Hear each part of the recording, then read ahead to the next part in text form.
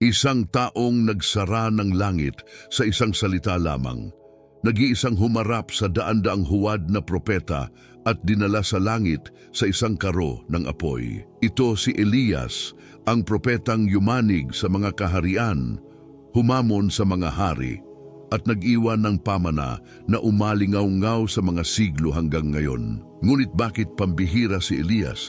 Ano ang sikreto sa likod ng kanyang supernatural na kapangyarihan na dapat matuklasan ng bawat mananampalataya? Upang maunawaan ang epekto ni Elias, kailangan nating bumalik sa panahon, sa isang magulong panahon sa kasaysayan ng Israel. Isip-isipin ang isang nahahati na kaharian, kung saan ang mga tao ay tumalikod sa may lalang na naakit ng mga paganong kulto na itinaguyod ni Haring Ahab at ng kaniyang asawang si Jezebel. Sa sitwasyong ito ng apostasiya at katiwalian sa moral na si Elias ay lumitaw bilang isang tanglaw ng liwanag sa gitna ng espiritual na kadiliman.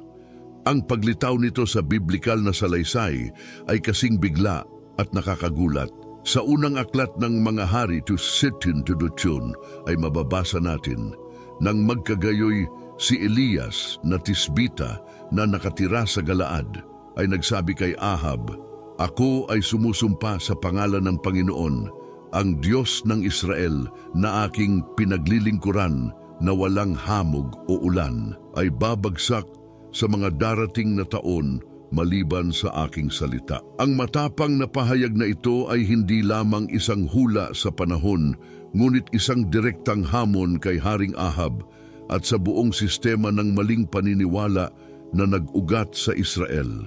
Parang sinasabi ni Elijah, ang iyong mga huwad na Diyos ang kumukontrol sa panahon, tingnan natin kung sino talaga ang may kapangyarihan sa kalikasan.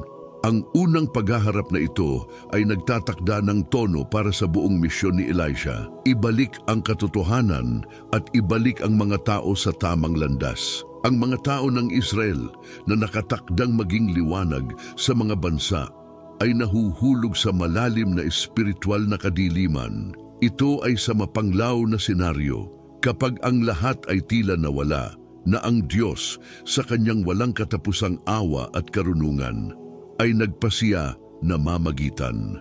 At para magawa ito, pumili siya ng hindi malamang na instrumento, si Elijah ang Tishbite. Ang mga banal na kasulatan ay nagbibigay sa atin ng kaunting impormasyon tungkol sa pinagmulan ng pambihirang taong ito. Alam lamang natin na siya ay mula sa Gilead, isang bulubunduking rehiyon sa silangan ng Ilog Jordan na kilala sa mayayabong na pananim at mga panggamot na balsamo nito. Marahil ang pinagmulang iyon ay nagambag sa paghubog ng matatag na karakter ni Elias, sanay sa masungit na lupain at natural na mga hamon. Isipin ang isang mukhang simpleng lalaki, nakasuot ng balahibong balahibo at may sinturong balat sa kanyang baywang gaya ng inilalarawan sa kanya ng mga banal na kasulatan. Ang kanyang mahaba, gusgusin na balbas kasama ang kanyang mapupungas na mga mata ay tila naglalaman ng apoy ng kasigasigan para sa Panginoon. Si Elijah ay hindi isang pari na sinanay sa mga ritual sa templo, hindi nagmula sa maharlikang angkan at hindi rin siya nagtataglay ng mga kahanga-hangang kredensyal sa mata ng mundo. Ngunit mayroon siyang isang bagay na nagbukod sa kanya, isang bagay na ginawa siyang isang espiritual na higante, isang hindi natitinag na pananampalataya sa Diyos ni Abraham, Isaac at Jacob. Ang pananampalatayang ito na nilinang sa katahimikan at pag-iisa na pinalaki ng matalik na pakikipag-ugnayan sa Panginoon ay hahantong sa kanya upang harapin ang makapangyarihang si Haring Ahab ng may katapangan na magmumula lamang sa isang malalim na pananalig sa soberanya ng Diyos. Si Elias ay tumayo sa harap ng hari at nagpahayag, "Buhay ang Panginoon, ang Diyos ng Israel, na sa harap niya ay nakatayo ako. Sa mga taong ito ay hindi magkakaroon ng hamog o ulan maliban sa pamamagitan ng aking salita." Yaman, Hari 17, Chadun 1. Ang matapang na pahayag na ito na humahamon hindi lamang sa autoridad ng hari, kundi pati na rin sa di umano'y kapangyarihan ni Baal sa pag-ulan, ay naging tanda ng simula ng isang pambihirang paglalakbay. Isang paglalakbay na maghahayag ng kapangyarihan ng tunay na Diyos at magtatatag kay Elias bilang isa sa mga pinakadakilang propeta sa kasaysayan ng Israel. Pagkatapos nitong unang paghaharap kay Ahab, ang Panginoon sa kanyang walang katapusang karunungan at pangangalaga ay ginabayan si Elias palayo sa puot ng hari at sa paghihiganti ni Jezebel. Malinaw ang banal na utos. Lumabas ka mula rito, pumunta ka sa silangan at magtago sa batis ng Kerit, sa silangan ng Jordan.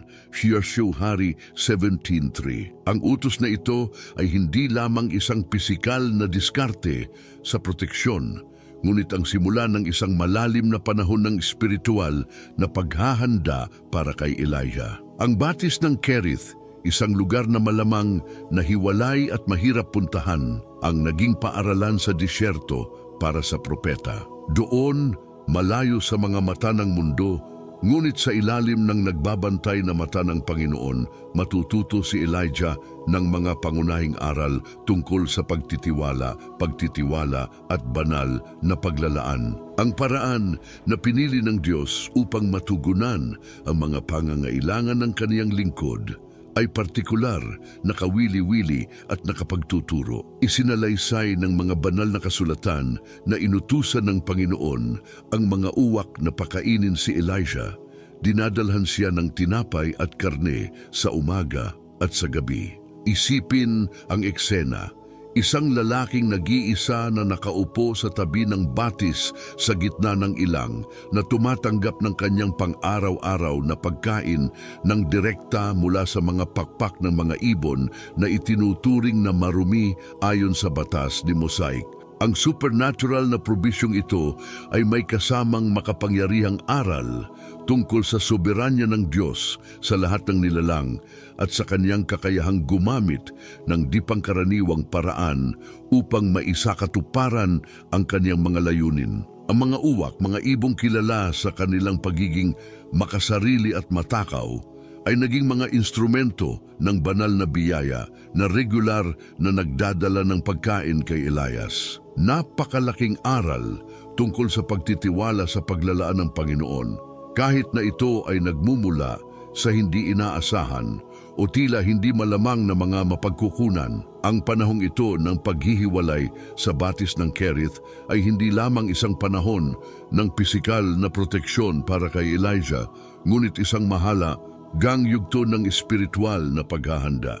Araw-araw, pagkain pagkatapos ng pagkain, natutunan ni Elijah na lubos na umasa sa Diyos. Ang bawat piraso ng tinapay, bawat bahagi ng karne na dinadala ng mga uwak ay isang nakikitang paalala ng katapatan ng Panginoon.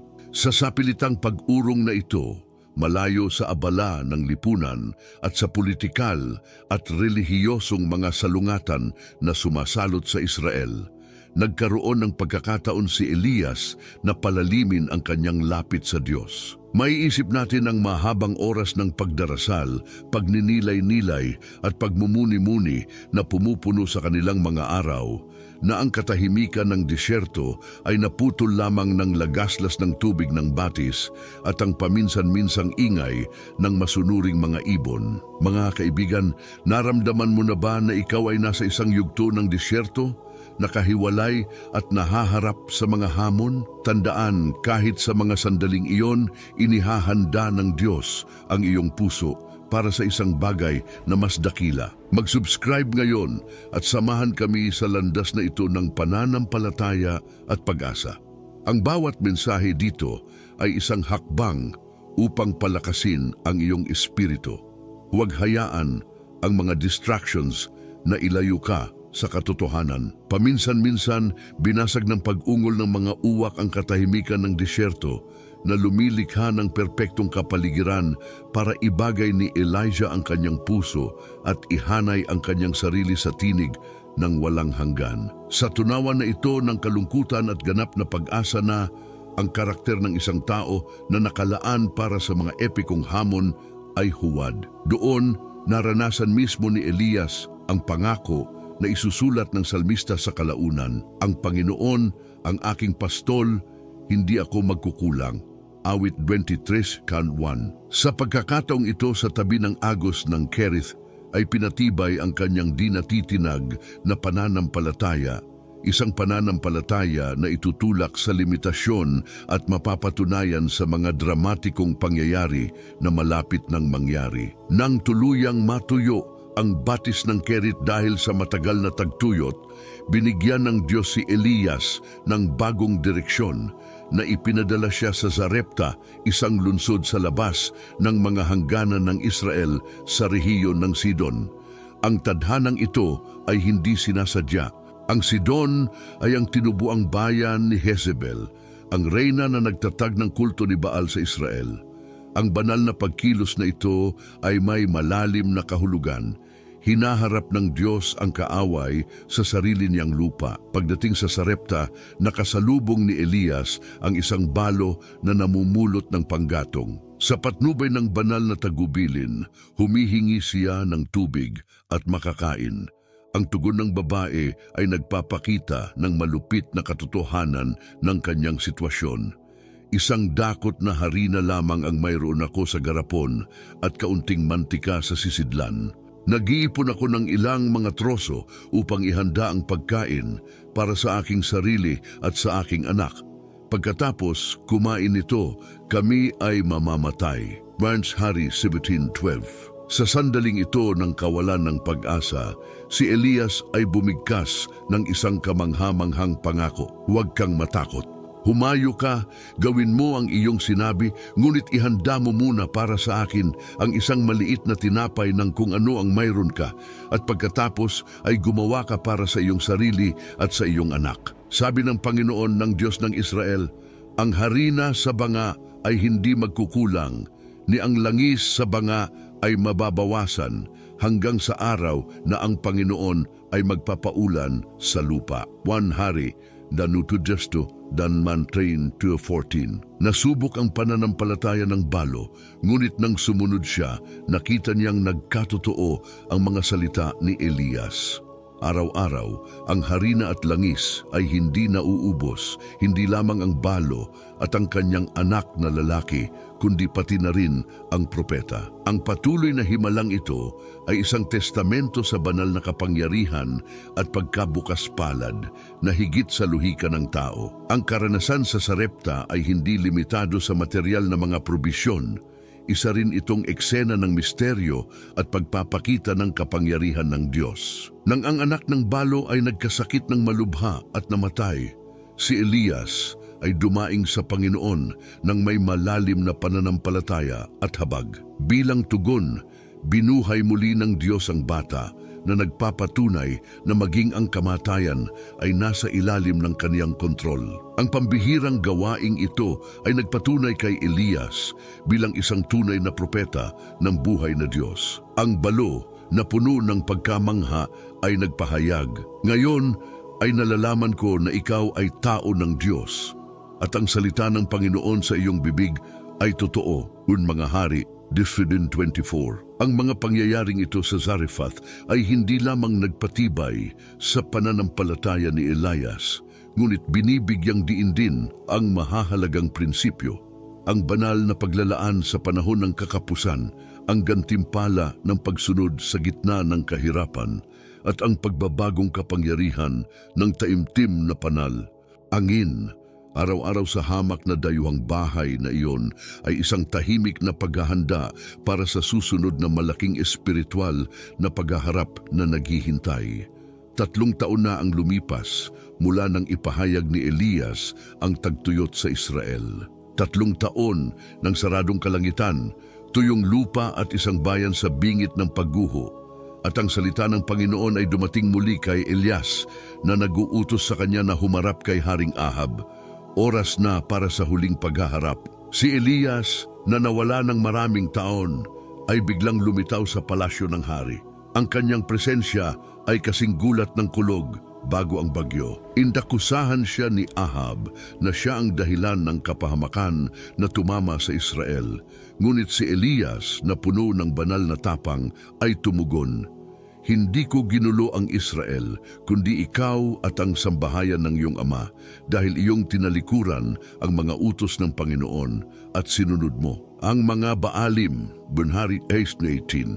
Ang direktang pahayag na ito ay naglalantad sa espiritual na ugat ng krisis, idolatriya at pagtalikod sa tunay na Diyos. Taglay ang katapangan na magmumula lamang sa hindi natitinag na pananampalataya. Si Elias ay nagmungkahi ng isang epikong hamon, isang paghaharap sa bundok Carmel sa pagitan niya bilang kinatawan ng Diyos ng Israel at ng 890 propeta ni Baal kasama ang 800 propeta ni Asherah. Ang pampublikong hamon na ito ay higit pa sa isang paghaharap sa pagitan ng mga Diyos.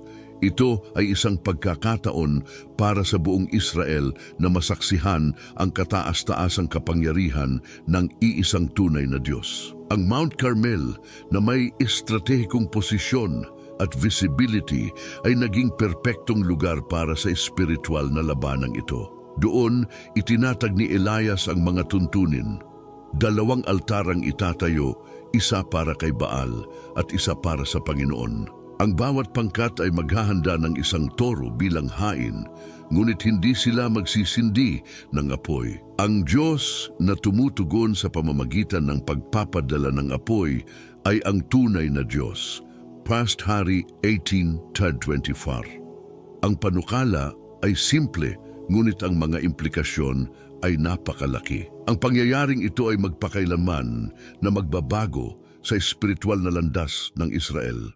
Ang pulutong, sabik at naghihintay ay nagtipon sa bundok Carmel. Isang palabas ang makikita sa harap nila na hindi lamang magpapakita ng kapangyarihan ng Diyos, kundi tumawag din sa mga tao sa pagsisisi at pagpapanumbalik. Si Elias ay handang magpatotoo na tanging ang Diyos ng Israel ang naghahari sa lahat ng bagay at ang kanyang kapangyarihan ay walang kapantay. Nang turna ng mga propeta ni Baal sa bundok Carmel, sinimulan nila ang kanilang pagtatangka na tawagin ang kanilang Diyos mula umaga hanggang tanghali. Sumigaw sila ng husto, "O Baal, sagutin mo kami." Ngunit naghari ang katahimikan. Ang katahimikan na ito ay naging mas nakakabingi habang ang mga propeta ay nagtaas ng kanilang mga tinig at nagsagawa ng lalong nakakatuwang mga ritual. Habang lumilipas ang araw, lalong tumindi ang kanyang desperasyon. Nagsimula silang sumayaw sa paligid ng altar, sumisigaw ng mas malakas at sa wakas sa kanilang dalamhati. Sila ay dumating upang sugatan ang kanilang mga sarili ng mga espada at sibat hanggang sa sila ay dumugo ayon sa kanilang mga kaugalian. Ang matinding paggawi na ito ay sumasalamin sa marahas at mapanirang sarili na kalikasan ng mga paganong kulto na lubhang kabaligtaran sa magalang at marangal na pagsamba sa tunay na Diyos. Si Elias na nakasaksi sa tagpong ito ay gumamit ng kanyang matalas na kabalintunaan upang ilantad ang kawalang kabuluhan ng idolatriya. Marahil si Baal ay nagmumuni-muni, abala, naglalakbay, o marahil siya ay natutulog at kailangang gisingin panunuya niya. Ang kanyang panunuya ay hindi walang laman na pangungutya, ngunit isang makapangyarihang paraan ng pagpapatunay ng kawalan ng kakayahan ng mga huwad na Diyos. Sa kabila ng galit na mga pagtatangka at nakahihigit sa tao na pagsisikap ng mga propeta, hindi tumugon si Baal. Ang mahabang araw na ito, nang walang bungang sigawan, ay nagsilbi upang i-highlight ang napakalaking pagkakaiba sa pagitan ng buhay na Diyos at ng mga idolo ng bato at kahoy. Gaya ng sinabi ng mga awit, ang kanilang mga Diyos-Diyosan ay pilak at ginto na gawa ng mga kamay ng mga tao. Sila'y may bibig, ngunit hindi sila nagsasalita.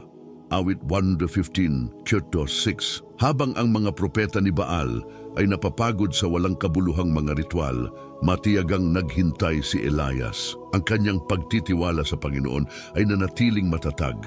Kahit na sa harap ng isang pulutong na, sa karamihan ay malamang na nagdududa. Ang pagkakaibang ito sa pagitan ng histerya ng mga mananamba kay Baal at ng kalmado ni Elias ay nagbigay diin sa katatagan ng isang pananampalataya batay sa pakikipag-isa sa Diyos na makapangyarihan sa lahat.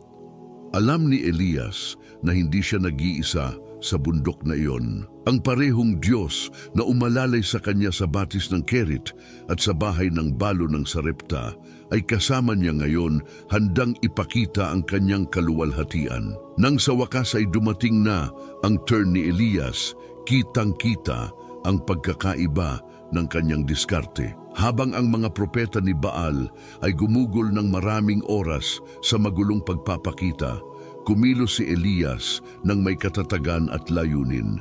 Una, inayos niya ang altar ng Panginoon na nawasak gamit ang 12 bato na kumakatawan sa 12 tribo ng Israel.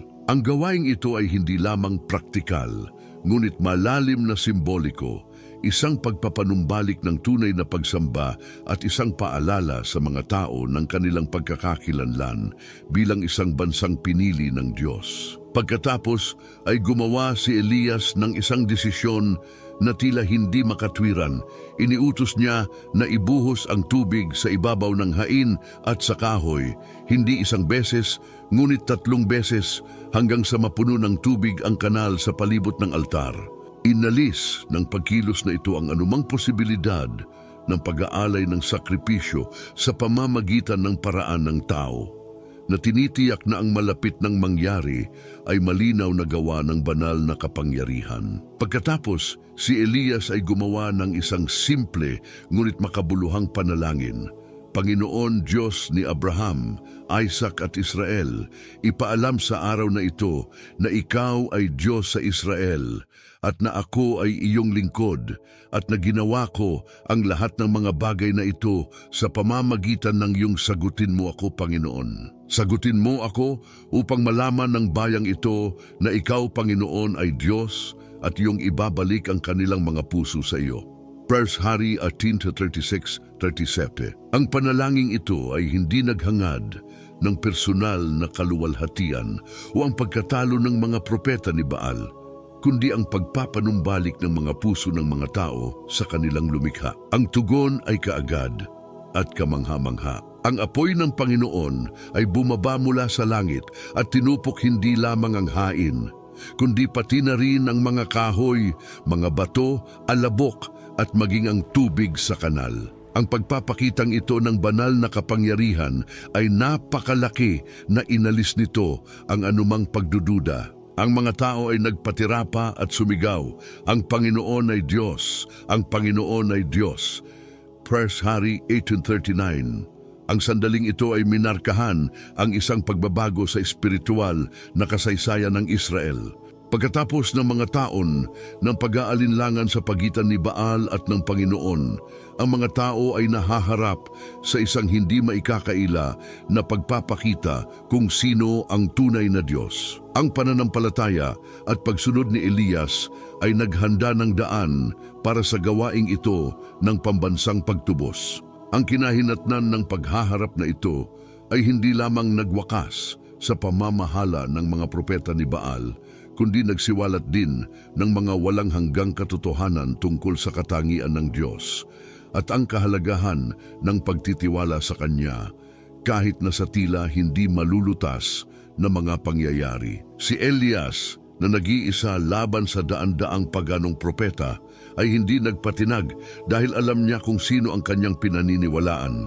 Ang kanilang halimbawa ay nagbibigay inspirasyon sa atin na manindigan ng matatag sa pananampalataya at tandaan na hindi ang bilang ng mga tagasunod o ang katanyagan ng isang paniniwala ang tumutukoy sa katotohanan nito, kundi ang katotohanan at kapangyarihan ng Diyos na ating pinaglilingkuran. Ang tagtuyot na sumira sa lupain sa loob ng 3 taon ay ang pisikal na simbolo ng mas malalim pang espiritual na tagtuyot na naglihis sa mga tao ng Israel mula sa landas ng katotohanan. Ngunit pagkatapos ng malaking tagumpay sa bundok Carmel, hindi nagpahinga si Elias. Sa hindi natitinag na pananampalataya, umakyat siya sa tuktok ng bundok at nagpatira pa sa panalangin. Paulit-ulit niyang ipinadala ang kanyang alipin upang tumingin sa dagat, ngunit 6 na beses bumalik ang alipin nang walang nakitang anuman. Sa kabila nito, nagpatuloy si Elijah. Sa ika-7 pagtatangka sa wakas ay nakita ng kanyang alipin ang isang maliit na ulap na kasing laki ng kamay ng isang tao na umaangat mula sa dagat. Ang maliit na ulap na iyon ay ang pasimula ng isang malakas na ulan na darating. Ang tiyagan ni Elias sa panalangin ay isang makapangyarihang aral tungkol sa kahalagahan ng hindi pagsuko sa pananampalataya. Kahit na matapos masaksihan ang kagilagilalas na pagpapakita ng kapangyarihan ng Diyos laban sa mga propeta ni Baal, hindi nanirahan si Elias. Ang kanyang halimbawa ay nagtuturo sa atin na ang bawat espiritual na tagumpay ay hindi ang katapusan, ngunit sa halip ay isang udyok na hanapin pa ang presensya ng Diyos. Habang lumalaki ang ulap at nagdidilim ang langit, ipinapahayag ang paparating na bagyo. Si Elias, na puspos ng Espiritu ng Panginoon, ay tumakbo sa unahan ng karo ni Haring Ahab patungo sa Jezreel. Ang eksenang ito kung saan pinabilis ni Elias ang mga kabayo ng hari ay isang makapangyarihang metapora para sa supernatural na kapangyarihan na ibinibigay ng Diyos sa mga lubos na nagtitiwala sa Kanya, gaya ng sinabi ni Isaias. Ngunit yaong naghihintay sa Panginoon ay magbabago ng kanilang lakas sa itaas ng mga pakpak. Tulad ng mga agila, sila'y tatakbo at hindi mapapagod. Sila'y lalakad at hindi mapapagod. Isaiah 40:31. Ang pagdating ng ulan ay minarkahan hindi lamang ang pagtatapos ng pisikal na tagtuyot, kundi isang panawagan din para sa pagtatapos ng espiritual na tagtuyot sa Israel. Ang mga tao na nakasaksi sa hindi maikakaila na kapangyarihan ng tunay na Diyos ay nagkaroon na ngayon ng pagkakataong bumalik sa tunay na pagsamba. Ang pangyayaring ito ay nagpapaalala sa atin na ang Diyos ay tapat na tutuparin ang kanyang mga pangako. Kahit na ang mga pangyayari ay tila imposible, ang maliit na ulap na naging isang malaking bagyo ay sumisimbolo kung paano maaaring kunin ng Diyos ang isang bagay na tila hindi gaanong mahalaga at baguhin ito sa isang pagpapakita ng kanyang dakilang layunin. Gayunpaman, pagkatapos ng napakalaking tagumpay na ito, hinarap ni Elias ang isang bagong hamon nang malaman ni Jezebel ang nangyari sa bundok Carmel at ang pagbitay sa mga propeta ni Baal. Nanumpa si Jezebel na maghiganti kay Elias. Ang bantang ito ay nagdulot ng hindi inaasahang reaksyon sa propeta. Si Elias na nagpakita ng labis na katapangan, ngayon ay tumatakas sa disyerto na natatakot sa kanyang buhay. Ang episode na ito ay nagpapakita sa atin ng isang malalim na aspeto ng tao ni Elijah. Kahit na ang pinakadakilang bayani ng pananampalataya ay maaaring harapin ang mga sandali ng kahinaan at panghihina ng loob. Sa ilang ng Beersheba, si Elias ay umabot sa isang punto ng pagkahapo na siya ay sumigaw sa Diyos, "Tama na, Panginoon, kunin mo ang aking buhay sapagkat ako ay hindi mas mabuti kaysa sa aking mga ama." 1 Hari 19:4. Ang sandaling ito ay isang matingkad na larawan ng espiritual na pagkahapo. Pagkatapos ng mga taon ng tagtuyot, mga komprontasyon at patuloy na panggigipit, si Elias ay pisikal at emosyonal na pagod. Binibigyang diin ng kaniyang reaksyon ang pangangailangang kilalanin ang ating sariling mga limitasyon at humanap ng kapahingahan sa Panginoon. Tumugon ang Diyos kay Elias ng may biyaya at pangangalaga. Sa halip na sawayin siya, nagpadala siya ng isang anghel na nagbigay sa kanya ng tinapay at tubig na hinimok siyang kumain at uminom Ang gawaing ito ay nagpapaalala sa atin na ang Diyos ay nagmamalasakit hindi lamang sa ating mga espiritual na pangangailangan, kundi pati na rin sa ating pisikal at emosyonal. Palibhasa ay pinalakas ng banal na paglalaang ito. Si Elias ay naglakbay ng 40 araw at 40 gabi patungo sa bundok Horeb, na kilala rin bilang bundok Sinai. Ang numerong ito ay hindi sinasadya.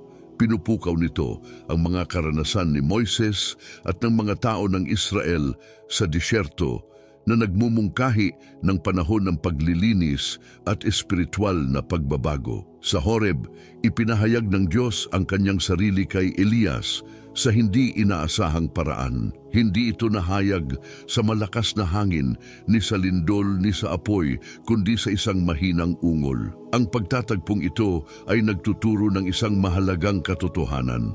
Ang Diyos ay madalas na nagsasalita sa katahimikan, sa mga sandali ng kalmado at pagmuni-muni. Ito ay isang paalala na dapat nating linangin ang katahimikan at matulungin na pakikinig upang madama ang kanyang tinig.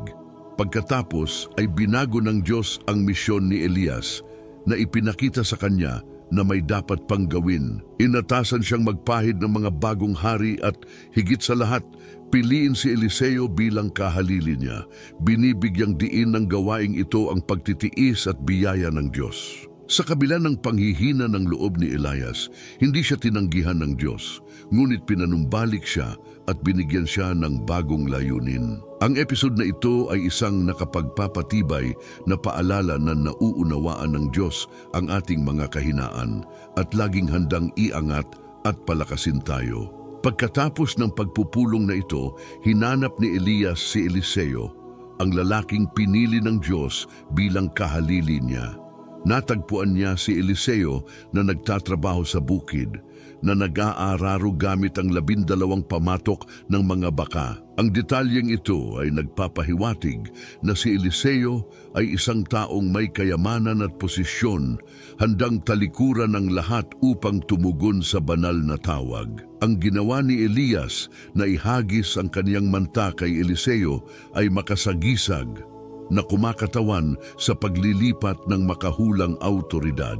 Si Eliseo ay tiyak na tumugon. Isinakripisyo ang pamatok ng mga baka na kanyang pinagtatrabahuhan at ginamit ang kahoy mula sa araro upang maghanda ng pagkain na minarkahan ng simula ng kanyang pangako sa gawain ng Diyos. Ang pagkilos ni Eliseo ng pagkatay ng pamatok ng mga baka at pag-aalay ng karne sa mga tao ay sumasagisag sa isang tiyak na pahinga sa kanyang nakaraang buhay at ang kanyang kabuuang dedikasyon sa kanyang propesiya na bokasyon. Ang pagkilos na ito ng radikal na pagsunod sa tawag ng Diyos ay sumasalamin sa ganap na pangako, isang halimbawa na malalim na umaalingaw-ngaw sa kasaysayan ng pananampalataya. Mula noon, naging mentoring at discipleship ang relasyon ni Eliha at Eliseo. Sa sumunod na ilang taon, si Eliseo ay naglingkod bilang katulong ni Elias na natuto hindi lamang ng praktikal na mga kasanayan sa ministeryo, kundi pati na rin sa pagkakaroon ng malalim na espiritualidad at sigasig na katangian ng kaniyang guro. Itinatampok ng relasyong ito ang kahalagahan ng pagiging disipulo bilang isang paraan ng paghahatid ng espiritual na pamana mula sa isang henerasyon patungo sa isa pa. Samantala, ipinagpatuloy ni Elias ang kaniyang makahulang ministeryo. Ano pa't hinarap ang idolatriya at kawalang katarungan saan man niya sila matagpuan. Ang isa sa mga pinakatanyag na yugto ay ang kanyang paghaharap kay Haring Ahab at Reyna Jezebel para sa pagpatay kay Nabot at sa pagnanakaw sa kanyang ubasan. Hindi nag-atubili si Elias na ipahayag ang banal na paghatol sa maharlikang sambahayan na nagpapakitang walang sinuman, kahit ang pinakamakapangyarihang mga tagapamahala, ang higit sa batas ng Diyos. Ang katapangan na ito sa harap ng pang-aapi ay isang pangunahing katangian ng tunay na propeta. Isang paalala na ang katarungan ng Diyos ay laging mananaig. Nang magwakas na ang ministeryo ni Elias sa lupa, gumawa siya ng sunod-sunod na pagdalaw sa mga paaralan ng mga propeta.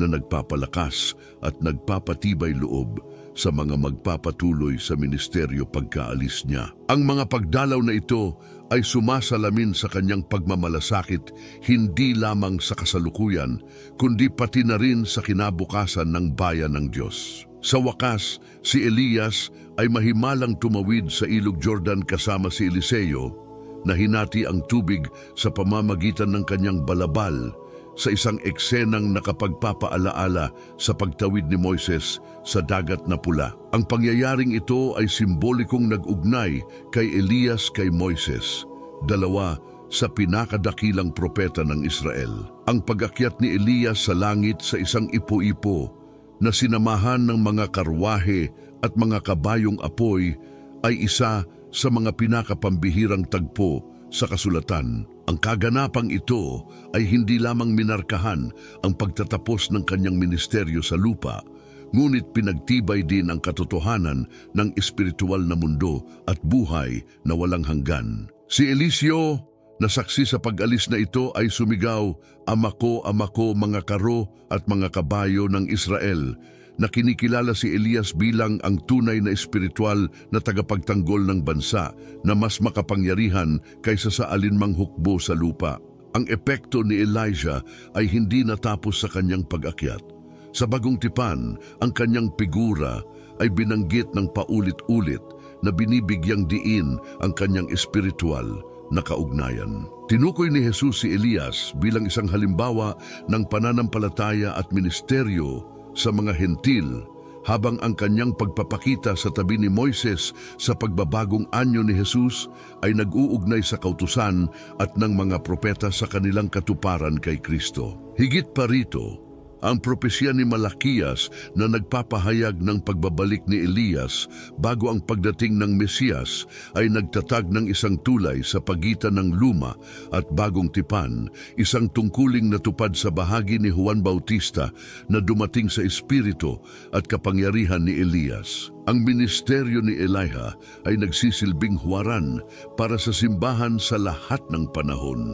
Ang kanyang katapangan sa pagharap sa kasalanan, ang kanyang dedikasyon sa panalangin at ang kanyang lubos na pag-asa sa Diyos ay mga birtud na dapat tularan ng bawat mananampalataya. Ang buhay ni Elias ay nagtuturo sa atin na ang sikreto ng espiritual na kapangyarihan ay hindi sa lakas ng tao o hindi pangkaraniwang mga kakayahan, kundi sa isang matalik at patuloy na relasyon sa Diyos.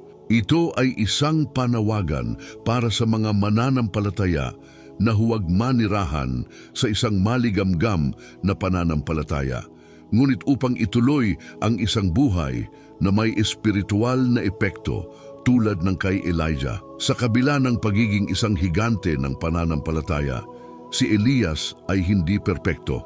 Ang kanyang buhay ay minarkahan ng mga tagumpay at kabiguan, na may mga sandali ng mahusay na tagumpay at mga yugto ng matinding panghihina ng loob. Ang sangkatauhan na ito ang nagpapalapit sa kanya sa mga mananampalataya ngayon, na nahaharap din sa mga pakikibaka at kahinaan. Ang kanyang panalangin sa Bundok Carmel, halimbawa, ay isang modelo ng pagiging simple at kapangyarihan. Panginoon Diyos ni Abraham, Isaac at Israel, ipaalam sa araw na ito na ikaw ay Diyos sa Israel at na ako ay iyong lingkod at na aking ginawa. Lahat ng ito sa pamamagitan ng iyong salita. Basuhari 18:36. Ang panalangin ito ay sumasaklaw sa kakanyahan ng ministeryo ng propeta. Pagiging isang masunuring lingkod at isang daluyan para sa Diyos na ihayag ang kanyang sarili sa mundo. Si Elijah, sa kabila ng pagiging propetang pinagkalooban ng banal na kapangyarihan at autoridad, ay humarap din sa mga sandali ng kahinaan at panghihina ng loob. Pagkatapos ng kanyang dakilang tagumpay sa Bundok Carmel, nakita natin siyang tumatakas dahil sa takot kay Jezebel, nalulungkot at humihiling sa Diyos na kunin ang kanyang buhay. Ang kapansin-pansing pagkakaibang ito ay isang paalaala na maging ang pinakamalakas na mga lingkod ng Diyos ay hindi nalilibre sa kahinaan ng tao.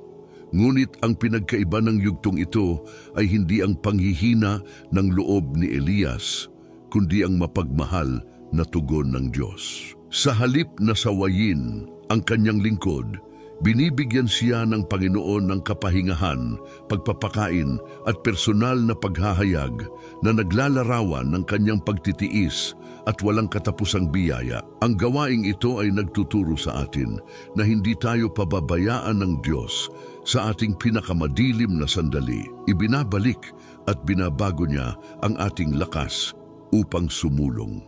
Itinatampok din ng buhay ni Elijah ang kahalagahan ng pag-iisa at katahimikan sa espiritual na buhay. Ang ilan sa pinakamalalim na pakikipagtagpo sa Diyos sa kanyang ministeryo ay nangyari sa mga liblib na lugar, sa tabi ng batis ng Kerit, sa bahay ng balo ng Sarepta, sa bundok Carmel at sa bundok Horeb. Ang mga panahong ito ng paghihiwalay ay hindi lamang mga diskarte sa pagprotekta, kundi mga pagkakataon para kay Elias na palalimin ang kanyang lapit sa Diyos. Sa panahon na minarkahan ng ingay at patuloy na pagkagambala, hinahamon tayo ng halimbawa ni Elijah na humanap ng mga sandali ng katahimikan kung saan malinaw nating maririnig ang tinig ng Diyos. Ang isa pang pangunahing aspeto ng ministeryo ni Elias ay ang kanyang buhay panalangin. Ipinaalaala sa atin ng Biblia na si Elias ay isang taong sumailalim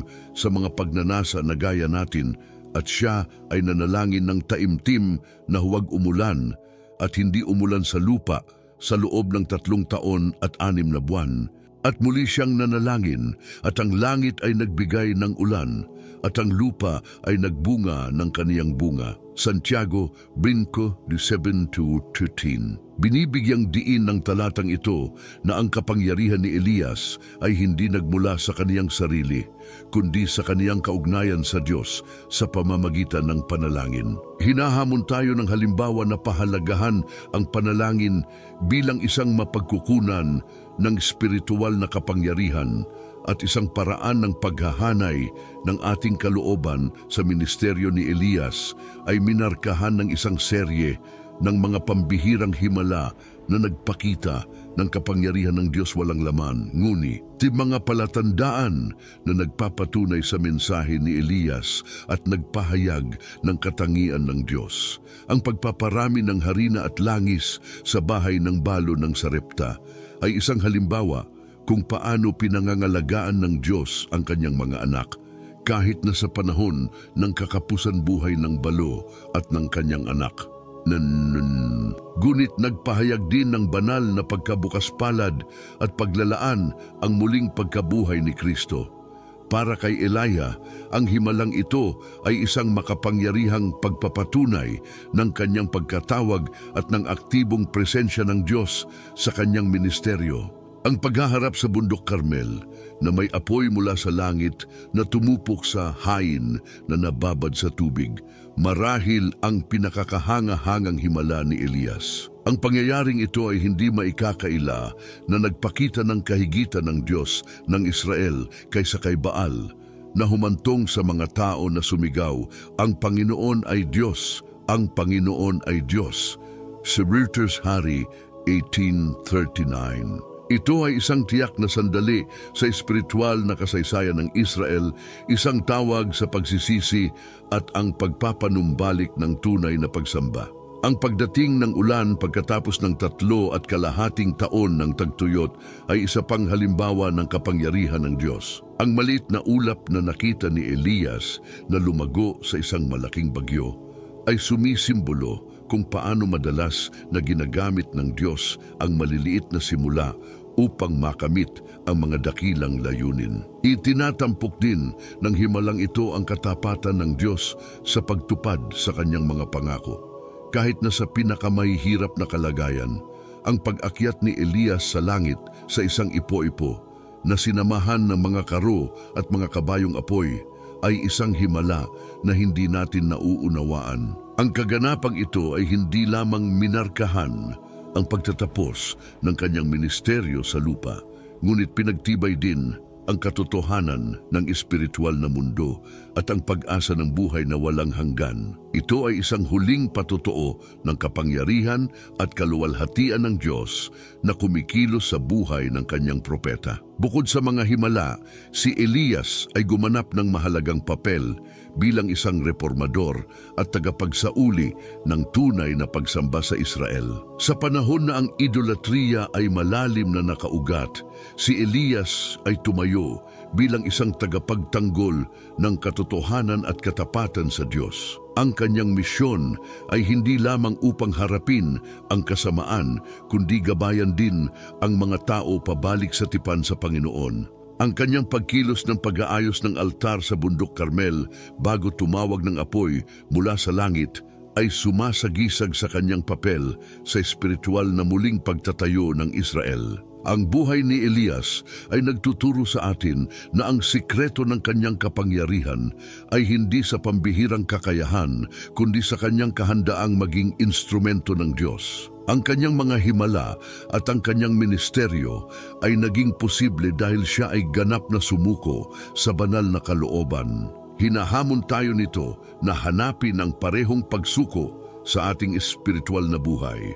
Nagtitiwala na magagawa ng Diyos ang mga dakilang bagay sa pamamagitan ng mga sumuko sa Kanya, sa pamamagitan ng muling pagtatayo ng altar ng Panginoon gamit ang 12 bato ay nagsagawa ng isang kilos na puno ng simbolismo na kumakatawan sa pagpapanumbalik ng totoo. Pagsamba sa Israel, ang bawat bato ay kumakatawan sa isa sa 12 tribo na nagpapaalala sa mga tao ng kanilang pagkakaisa bilang isang piniling bansa at ang kanilang espiritual na pagkakakilanlan. Ang kilos na ito ay nagtuturo sa atin na ang espiritual na reforma ay kadalasang nagsisimula sa pagbawi ng mga pundasyon ng pananampalataya na kadalasang napapabayaan. Sa ating panahon, ito ay maaaring mga hulugan ng pagbabalik sa pangunahing mga katotohanan ng kasulatan, sa taimtim na panalangin at sa pagsamba na nakasentro lamang sa Diyos. Ang panalangin ni Elias sa panahong ito ay malalim na nagtuturo, Panginoon, Diyos ni Abraham, Isaac at Israel, ipaalam sa araw na ito na ikaw ay Diyos sa Israel at na ako ay iyong lingkod at na ginawa ko ang lahat ng mga bagay na ito sa iyong utos. 1 Hari 18:36. Iniuugnay nito ang kasalukuyan sa nakaraan na nagpapaalala sa mga tao ng kanilang espiritual na pamana at katapatan ng Diyos sa mga henerasyon. Ang panalangin ito ay isang tawag upang bumalik sa Diyos ng iyong mga ama, ang Diyos ng tipan, at upang i-renew ang iyong pangako sa kanyang kalooban. Hindi lamang hinarap ni Elias ang idolatriya, kundi direktang hinamon din niya ang huwad na mga sistema ng relihiyon noong kanyang panahon. Buong tapang niyang hinarap ang mga propeta ni Baal at inilantad ang kabuluhan ng kanilang pagsamba. Ang aspetong ito ng kanyang ministeryo ay nagpapaalala sa atin na ang tunay na espiritual na reforma ay kadalasang nangangailangan ng pagharap sa mga kasinungalingan at panlilinlang na pumapasok sa ating pananampalataya. Ito ay isang panawagan na unawain at ipagtanggol ang katotohanan kahit na nangangahulugan ito ng pagharap sa nangingibabaw na kultura. Isa sa pinakakilalang kontribusyon ni Elijah ay ang kanyang pagmamalasakit sa susunod na henerasyon ng mga espiritual na pinuno. Ang kaniyang kaugnayan kay Eliseo at ang kaniyang pakikibahagi sa mga paaralan ng mga propeta ay nagpapakita ng kaniyang interes sa paghahanda sa bayan ng Diyos para sa hinaharap. Naunawaan ni Elijah na ang espiritual na reforma ay hindi isang beses na kaganapan, ngunit sa halip ay isang patuloy na proseso na dapat ipasa mula sa isang henerasyon hanggang sa susunod.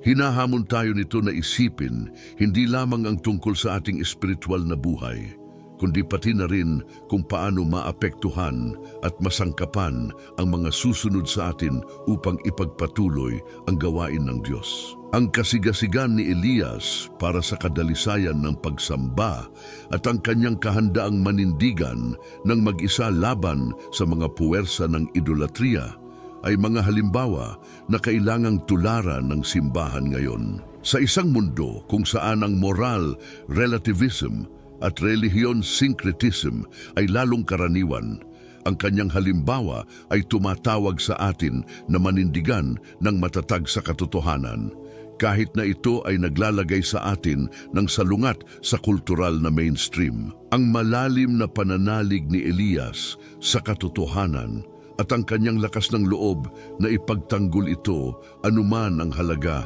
ay mahalaga sa epektibong pamumuno. Namumukod tangi din si Elias sa kaniyang personal na integridad. Hindi lamang siya nangaral laban sa idolatriya at kawalang katarungan, ngunit namuhay siya ng naaayon sa kanyang mensahe. Ang kaniyang pagsunod sa mga tagubilin ng Diyos, kahit na tila hindi makatuwiran, gaya ng pagpapakain ng mga uwak o paghingi ng huling pagkain ng isang balo, ay nagpakita ng lubos na pagpapasakop sa kalooban ng Diyos. Ang integridad na ito ay nagbigay ng kredibilidad sa kanyang ministeryo at isang paalaala sa mga Kristiyanong leader ngayon na ang ating buhay ay dapat sumasalamin sa mensaheng ating ipinangangaral. Ang pagiging tunay at pagkakapare-pareho sa pagitan ng ating mga salita at kilos ay mahalaga para sa pangmatagalang epekto. Ang pangangalaga sa sarili at pagpapanibagong espiritual ay mahalagang mga aral din sa buhay ni Elijah. Matapos ang kanyang tagumpay sa bundok Carmel, nakita natin siyang pagod at panghinaan ng loob, isang paalala na kahit na ang pinakamalakas na pinuno ay maaaring harapin ang pagkahapo. Ang paraan ng pakikitungo ng Diyos sa kanya noong panahong iyon, ang pagbibigay ng kapahingahan, pagkain at personal na paghahayag ay isang modelo kung paano dapat pangalagaan ng mga pinuno ang kanyang espiritual at pisikal na kapakanan. Ito ay partikular na nauugnay sa ating modernong kultura ng hyperactivity, kung saan ang ministerial na burnout ay palaging banta. Ang kakayahan ni Elias na marinig at sundin ang tinig ng Diyos ay isa pang mahalagang elemento ng kanyang pamumuno. Hindi siya kumikilos sa kanyang sarili, ngunit bilang direktang tugon sa mga tagubilin ng Diyos. Ito ay nagpapaalala sa atin ng kahalagahan ng patuloy na paghahanap ng patnubay ng Diyos sa pamamagitan ng panalangin at pagninilay-nilay sa kanyang salita. Ang mabisang pamumuno ng Kristiyano ay hindi nakabatay sa mga estratehiya ng tao, ngunit sa patuloy na pagiging sensitibo sa tinig ng Diyos. Ang relasyon ni Elijah kay Eliseo ay nag-aalok ng mahahalagang aral tungkol sa mentoring at ministerial succession. Sa pamamagitan ng paglalaan ng oras sa paghahanda kay Eliseo para ipagpatuloy ang kanyang gawain, nagpakita si Elias ng isang pangitain na higit pa sa kanyang sariling buhay. Ang maayos na paglipat na ito sa pagitan ng dalawa ay isang modelo kung paano ang sunod na ministeryal ay dapat na binalak at isagawa upang matiyak ang pagpapatuloy ng gawain ng Diyos. Sa wakas, ang walang hanggang pananaw ni Elias ay isang pangunahing aralin. Ang kanyang akyat sa langit sa isang bagyo na sinamahan ng mga karwahe ng apoy ay nagpapaalala sa atin na ang ating tunay na gantimpala ay wala sa mundong ito, ngunit sa kawalang hanggan sa Diyos. Dapat hubugin ng pananaw na ito ang ating diskarte sa ministeryo na nagpapaalala sa atin na lahat ng ating ginagawa ay may walang hanggang layunin. Ang buhay at ministeryo ni Elias ay puno ng mga aral na nananatiling malalim na nauugnay sa mga mananampalataya ngayon. Sa pagharap sa mga hamon mula sa idolatriya hanggang sa politikal at espiritual na pagsalungat, ipinakita ni Elijah ang dinatitinag na pananampalataya at lubos na pag-asa sa Diyos. Ang kanyang ministeryo ay hindi para sa anumang likas na kakayahan, ngunit para sa kanyang pagpayag na maging isang instrumento sa mga kamay ng Panginoon, isang katangian na ang bawat mananampalataya at pinuno ng Kristiyano ay dapat maghangad na tularan. Ang isa sa mga pinaka-iconic na kaganapan ng ministeryo ni Elias ay ang showdown sa Mount Carmel, kung saan hinamon niya ang mga propeta ni Baal sa isang espiritual na tunggalian upang patunayan kung sino ang tunay na Diyos. Mahalaga na hindi hinanap ni Elias ang paghaharap na ito sa kanyang sariling inisyatibo, ngunit sa halip ay kumilos sa pagsunod sa mga tagubilin ng Diyos. Itinuturo sa amin ng detalyeng ito na ang espiritual na paghaharap ay hindi dapat mapukaw ng personal na pagmamataas o isang pagnanais na patunayan ang isang bagay, ngunit dapat nagabayan ng banal na kalooban. Ang panalangin ni Elias sa panahon ng paghaharap na ito ay isang modelo kung paano lapitan ang Diyos sa mga oras ng espiritual na salungatan. Panginoon, Diyos ng Abraham, Isaac at Israel, ipaalam sa ngayon na ikaw ay Diyos sa Israel at ako ang iyong lingkod. At nagawa ko na ang lahat ng mga bagay na ito sa iyong utos. 37. Ang simpleng panalangin na ito ay nakatuon sa kaluwalhatian ng Diyos, ay sumasalamin na ang pangwakas na layunin ng anumang espiritual na paghaharap ay dapat na pagpapanumbalik ng mga tao sa isang relasyon sa Kanya. Agad siyang gumawa ng mga hakbang upang alisin ang impluensya ng mga propeta ni Baal na nagpapakita na hindi sapat ang pagharap sa kasamaan. Kinakailangan na kumilos upang alisin ang presensya nito. Ang prinsipyong ito ay nalalapat sa ating buhay ngayon. Kapag nakakaranas tayo ng tagumpay sa isang kasalanan o mahirap na sitwasyon, dapat tayong gumawa ng mga praktikal na hakbang upang matiyak na hindi tayo bumalik sa parehong mga kasanayan o pinapayagan ang mga negatibong impluensya na bumalik. Ang isa pang mahalagang aspeto ng ministeryo ni Elias ay ang kanyang lakas ng loob na harapin ang makapangyarihang mga pinuno. Hindi siya nag-atubili na tuligsain ang mga kasalanan ni Haring Ahab at Reyna Jezebel na tinawag silang magsisi. Ang gawang ito ng katapangan ay isang paalala na ang mga mananampalataya ay tinatawag na maging tinig ng katotohanan kahit na ito ay hindi popular o mapanganib.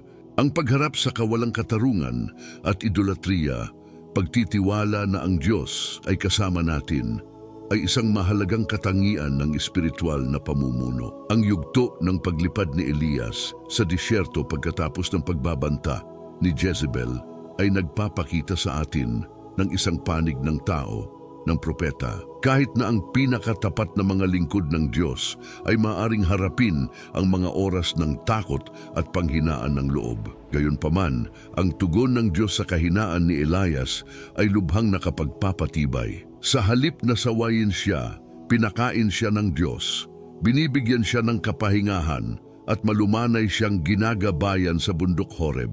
Ang mapagmahal na pangangalagang ito ng Diyos ay isang paalala na siya ay naroroon upang ibalik tayo sa ating mga panahon ng pinakamalaking pangangailangan. Nag-iwan din si Elisha ng makabuluhang pamana sa pamamagitan ng pag-aayos kay Eliseo bilang kahalilinya. Ang pagkilos ng pagpasa ng kanyang manta ay sumasagisag sa pagpapatuloy ng ministeryo ng Diyos sa mga henerasyon. Ang pagtutuon ng pansin sa mentoring at discipleship ay isang paalala sa mga modernong mananampalataya ng kahalagahan ng pagsasanay at pagbibigay kapangyarihan sa susunod na henerasyon ng mga espiritual na pinuno. Ang maayos na paglipat sa pagitan ni Elijah at Eliseo ay isang modelo kung paano mamuhunan sa mga susunod sa atin na tinitiyak na sila ay nasasangkapan upang maisagawa ang banal na misyon. Ang ministeryo ni Elias ay nagtapos sa kanyang kamanghamanghang pag-akyat sa langit sa isang ipo-ipo na sinamahan ng mga karo ng apoy. Ang kaganapang ito ay hindi lamang minarkahan ang pagtatapos ng kanyang ministeryo sa lupa, ngunit nagsilbing isang makapangyarihang paalala ng katotohanan ng daigdig ng mga espiritu at ang walang hanggang pag-asa na mayroon tayo sa Diyos. Ang pananaw na ito sa kawalang hanggan ay dapat hubugin ang ating diskarte sa ministeryo na naghihikayat sa atin na mamuhay ng may walang hanggang layunin sa isip. Si Elias, kasama ang kanyang buhay na may pananampalataya, katapangan at lubos na pagtitiwala sa Diyos, ay nagpapakita sa atin na ang lihim ng espiritual na pamumuno ay wala sa mga espesyal na kakayahan, ngunit sa isang mapagpakumbabang kahandaang gamitin ng Diyos. Ang kanilang espiritual na paghaharap, ang kanilang mga tagumpay at maging ang kanilang mga sandali ng kahinaan ay nagtuturo sa atin na ang pinakamahalagang bagay ay magtiwala sa katapatan at kapangyarihan ng Diyos. Mga kaibigan, ang buhay ni Elijah ay nagbibigay inspirasyon sa atin na mamuhay ng may layunin, harapin ang mga hamon ng may tapang at ganap na umasa sa Diyos sa lahat ng oras. Kung ang mensaheng ito ay nagbigay inspirasyon sa iyo, mag-subscribe ngayon at samahan kami sa landas na ito ng pananampalataya at pagbabago. Ibahagi ang katotohanan ito sa iba at sama-sama tayong matuto kung paano mamuhay ng walang hanggang epekto para sa kaluwalhatian ng Diyos. May magagandang bagay ang Diyos para sa iyo at ngayon na ang oras para sumulong ng may pananampalataya